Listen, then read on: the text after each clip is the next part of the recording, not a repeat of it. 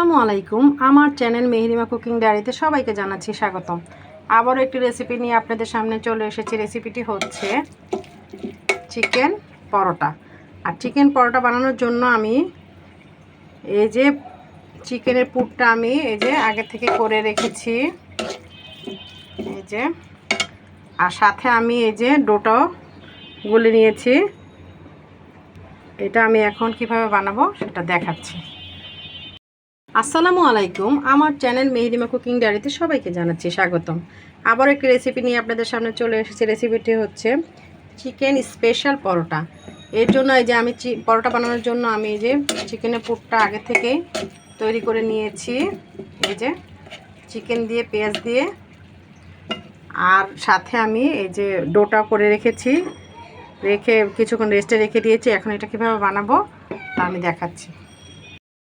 Chicken পরোটা বানানোর জন্য আমি একটা রুটি বেলে নিয়েছি। এটা আমি অলরেডি ফ্রাই প্যানে নিচে ঘি দিয়ে, 1 চামচ ঘি দিয়ে তারপর এটা দিয়েছি চুলায়।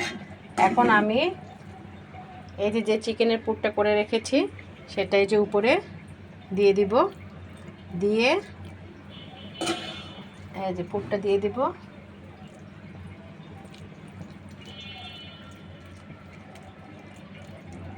পুরটা দিয়ে আরেকটা রুটিও বানিয়ে রেখেছি ময়দা দিয়ে, সেটা এর উপর দিয়ে তারপর একটু ডিম ব্রাশ করে আপনাদের দেখাচ্ছি। এই যে আমি আরেকটা রুটি উপর দিয়ে দিয়েছি, আর সাথে উপরে আমি ডিম দিয়েছি আর কিছু তিল দিয়েছি, দিয়ে একটু ঘি দিয়ে এই যে আমি ঢেকে দিব কিছুক্ষণের জন্য। কিছুক্ষণ পর ঢাকনাটা উঠিয়ে এক পিঠ হয়ে গেছে, আমি আরেক পিঠ উল্টিয়ে দিয়েছি। তারপর এখন নামিয়ে পরিবেশন করে দেখাবো। তৈরি করে ফেললাম স্পেশাল চিকেন পরোটা। এটা দেখতে যেমন সুন্দর হয়েছে, মাশাআল্লাহ খেতেও বেশ ভালো হয়েছে। এখন আপনাদের এটা কেটে আমি দেখাচ্ছি। এই যে আমি ছুরি দিয়ে কেটে নিয়েছি, এটা দেখেন দেখতে কত সুন্দর হয়েছে মাশাআল্লাহ। এটা তো ছোট বড় সবাই খুব পছন্দ করে খাবে, মেহমানদারিতেও খুব ভালো যাবে, বাচ্চাদের টিফিনেও ভালো যাবে। আর এটা আমি খুব অল্প সময়ে আপনাদের বানিয়ে দেখিয়েছি। আপনারা এভাবে বানিয়ে নিজেরাও খাবেন, অন্যকেও খাওয়াবেন, আর ভালো একটা স্মেল চলে আসছে এর থেকে।